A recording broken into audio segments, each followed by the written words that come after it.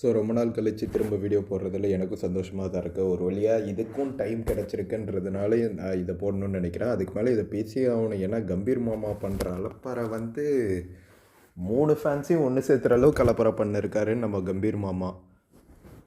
So first ஸ்ட்ரெயிட்டாக போயிடலாம். தலைவனோட first இதே என்னென்னு பார்த்தா ஸ்டார் கல்ச்சரை இது பண்ணோன்னு. அது ஏன் ஸ்டார் கல்ச்சரை இது பண்ணோன்னா, என் தலைவனுக்கு வந்து தலைவன் தான் ஸ்டாராக இருக்கணும். அவன் வேர்ல்டு கப் அடித்தான், தோனி ஸ்டார் ஆகிட்டார். அவனை பொறுத்த வரைக்கும் ஆனால் தோனி அடித்தது அதெல்லாம் அவனை பொறுத்த வரைக்கும் தோனி வந்து 97லாம் அடிக்கலை, 91லாம் அடிக்கலை. அந்த 6னால் மட்டும்தான் தோனிக்கு பேர் வந்துச்சு.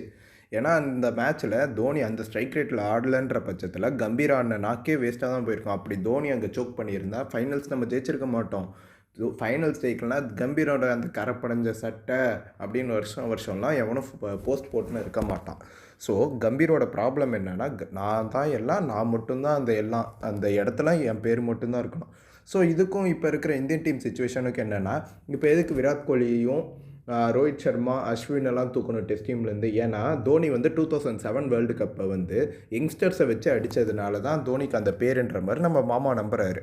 ஸோ அதை ரீக்ரியேட் பண்ணுறன்ற பேரில் இது கோலி வந்து 2014 நம்பர் 7 அந்த டீமை நம்பர் 1 எடுத்துன்னு போனதுனால அது ஒரு இது.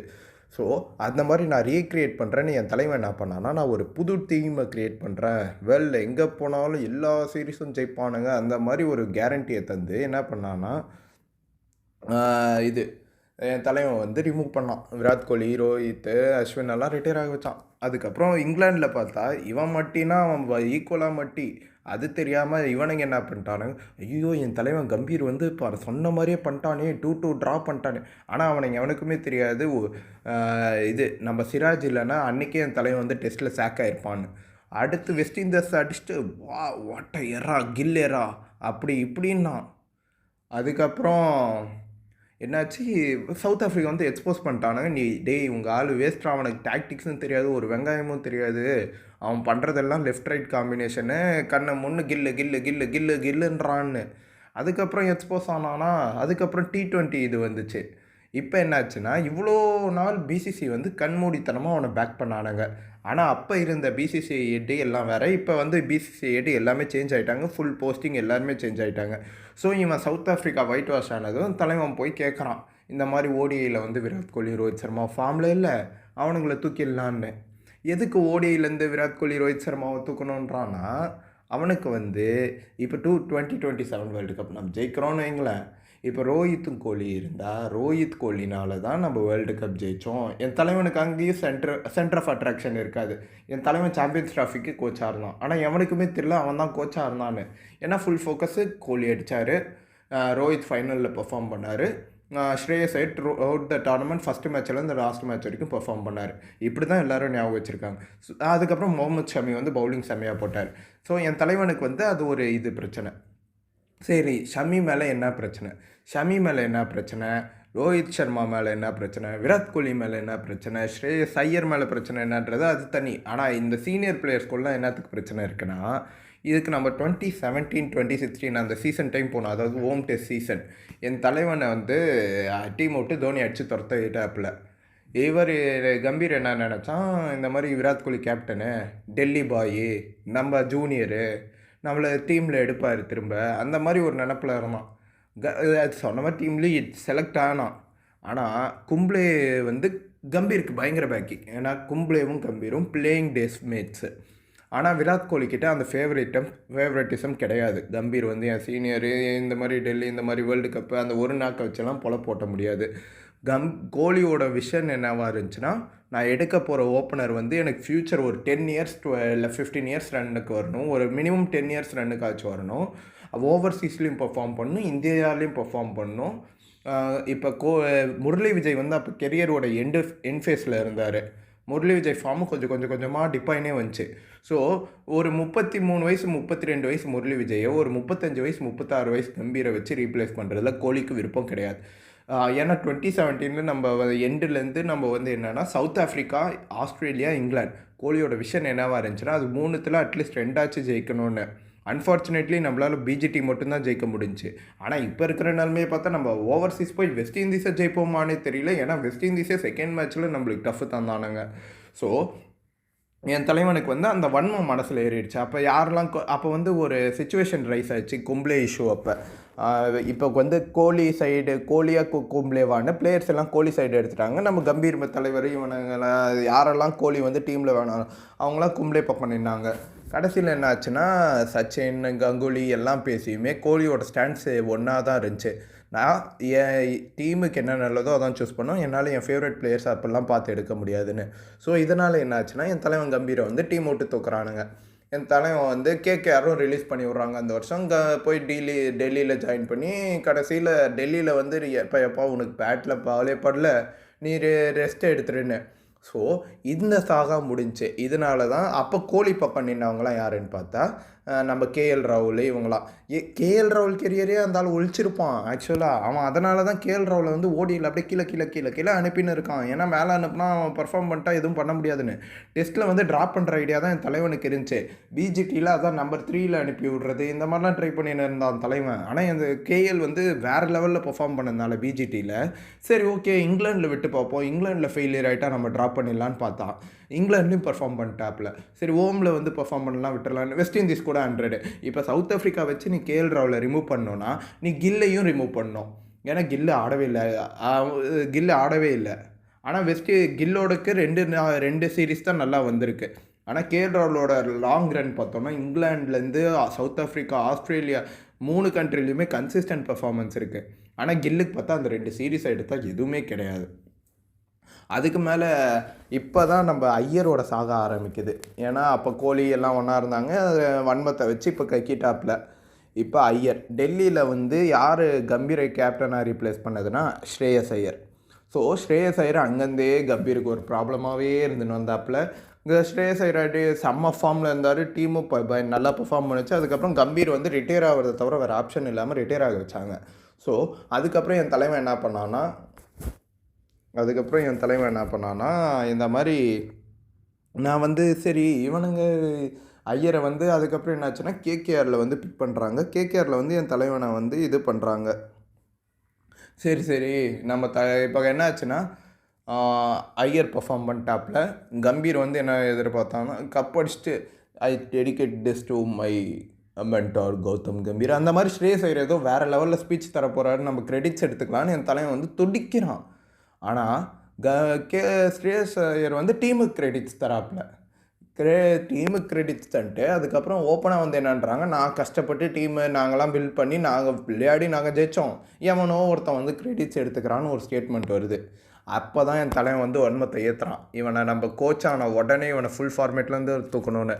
கோச் ஆனதுமே ஃபஸ்ட்டு டிசிஷனே என்ன எடுக்கிறான்னா ஓடிஐஸில் நம்ம வந்து ஐயரை வந்து டீம் விட்டு வெளில எடுப்போம், கோலியை 4ல் தள்ளுவோம், கில்லை 3ல் போடுவோம், ஜெய்ஸ்வால் ரோஹித் ஓப்பனிங்கு. அப்போ ரோஹித் வந்து செம்ம புவர் ஃபார்மில் இருந்தார். என் தலைவன் வந்து என்ன பிளான் பண்ணான்னா ஒரே கல்லில் 3 மாங்காய் அடிச்சிடலான்னு.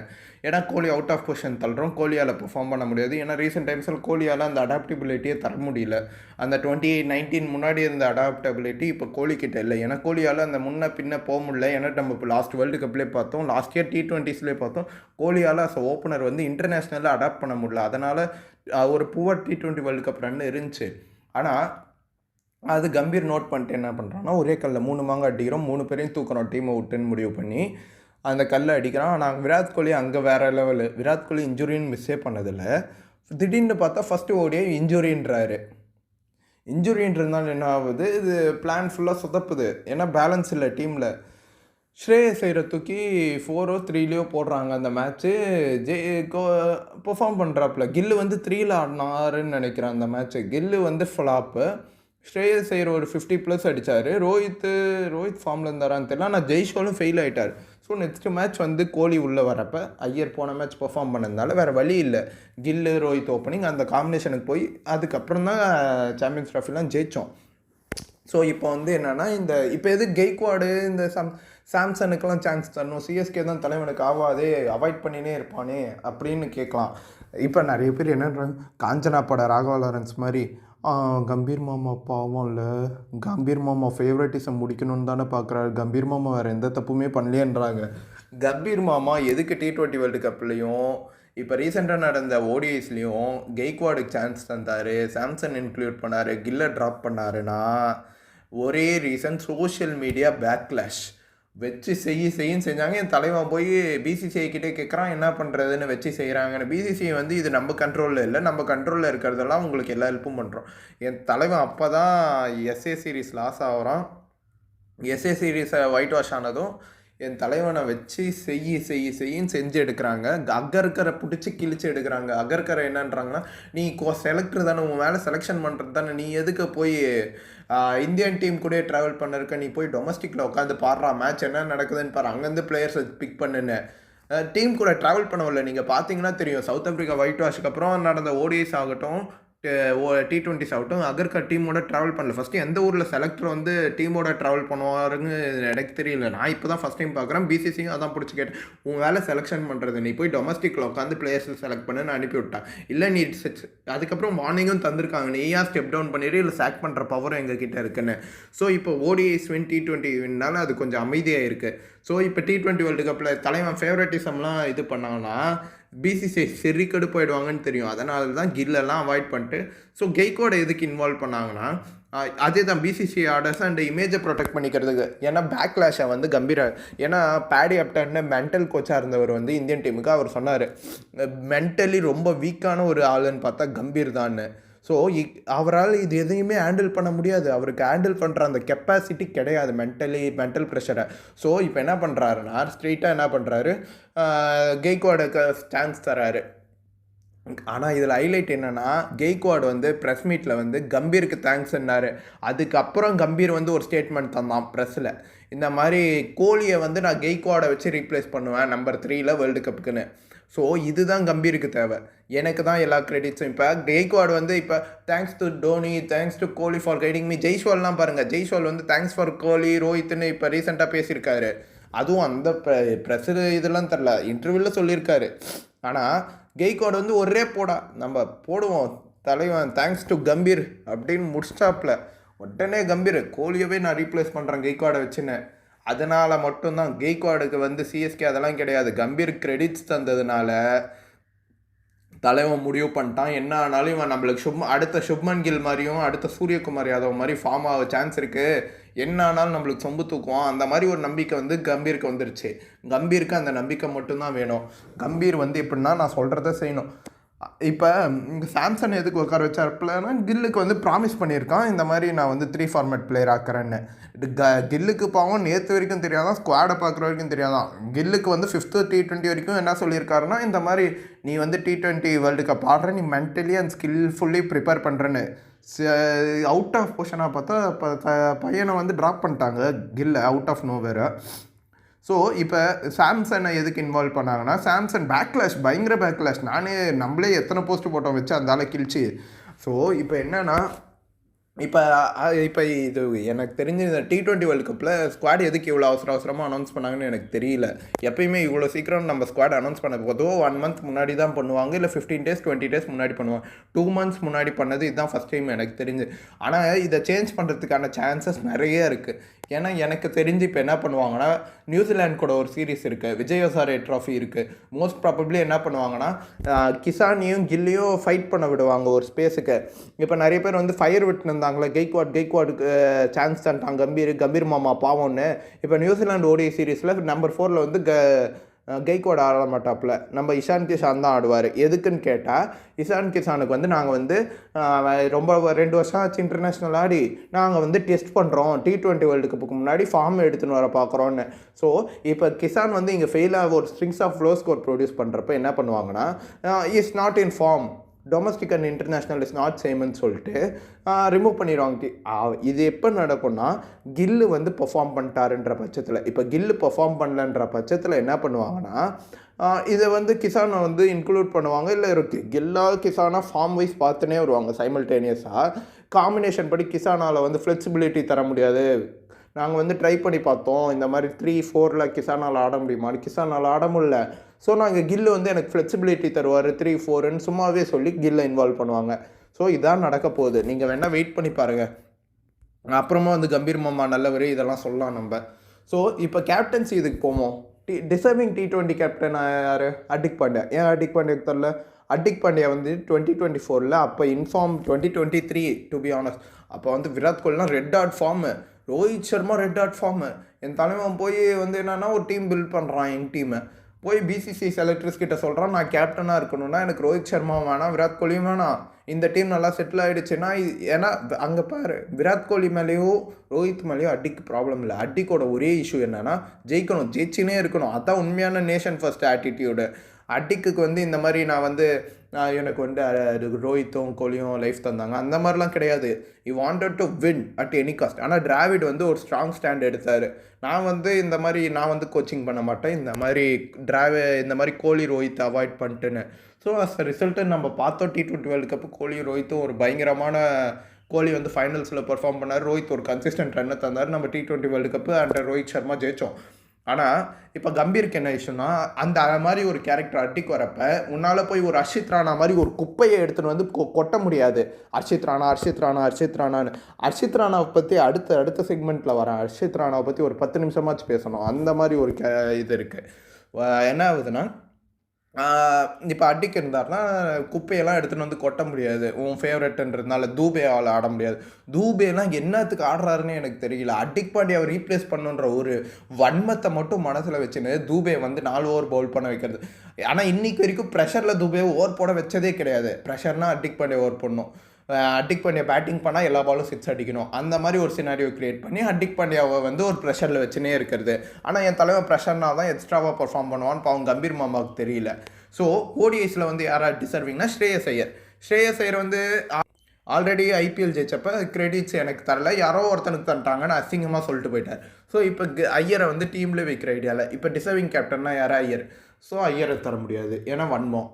சரி, அடுத்து யாருன்னு பார்த்தா கேஎல் ராகுல் சொன்னது கேட்பாரா? கிடையாது. கேஎல் ராகுல் ஆல்ரெடி கம்பீரும் கேஎல் ராகுலும் எனக்கு தெரிஞ்சு லக்னோவில் ஒர்க் பண்ணாங்கன்னு நினைக்கிறேன். ஸோ கம்பீருக்கு தெரியும். கேஎல் ராகுல் வந்து நான் சொல்கிற மாதிரி கோலியை ட்ராப் பண்ணேன்னா அதுக்கு மேலே பிரதர்ஸ் கோலியும் கேஎலும். ஸோ போயிட்டு கேஎல் நீ போய் கோலியை ட்ராப் பண்ணுறேன்னு சொல்லணும்னு வாய்ப்பே இல்லை. ஏன்னா கேஎல் சொல்லியிருக்காரு, இன்டர்வியூலேயே பல வாட்டி சொல்லியிருக்காரு கோலியும் ரோஹித்தும் எப்படி ஹெல்ப் பண்ணாருன்னு. ஸோ வாய்ப்பே இல்லை.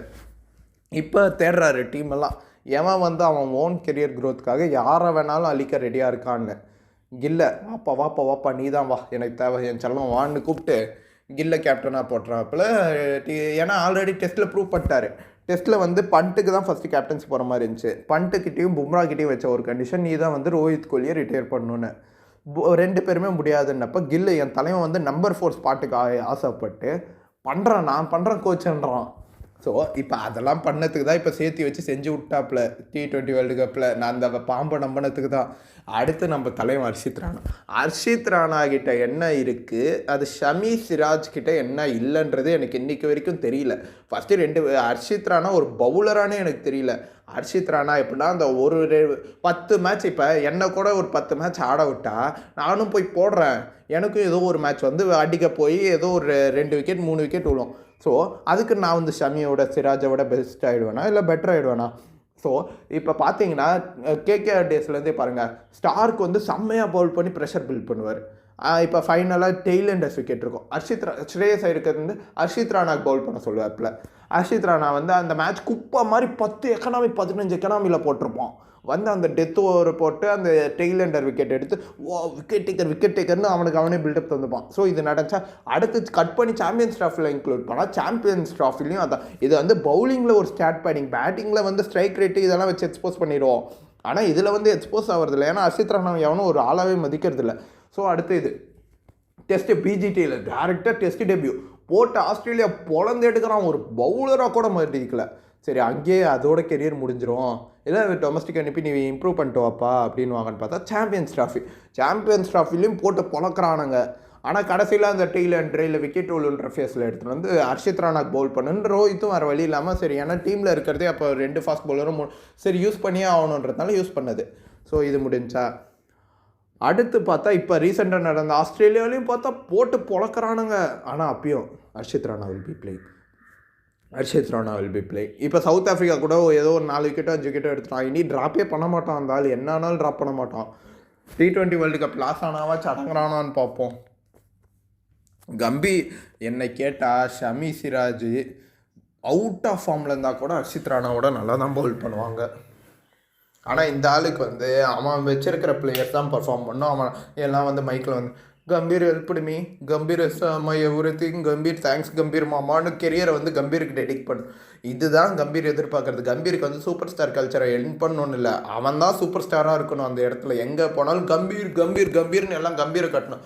ஆனால் எதிர்பார்க்காதது என்ன நடக்குதுன்னா, இப்போ எங்கே போனாலும் கம்பீர் மாதர்ச்சோட், கம்பீர் பெஞ்சோதன்றானுங்க. அதை தாங்க முடியாமல் தான் இப்போ ஏதோ பண்ணுறான் சப்போர்ட் வரணுன்றதுக்காக.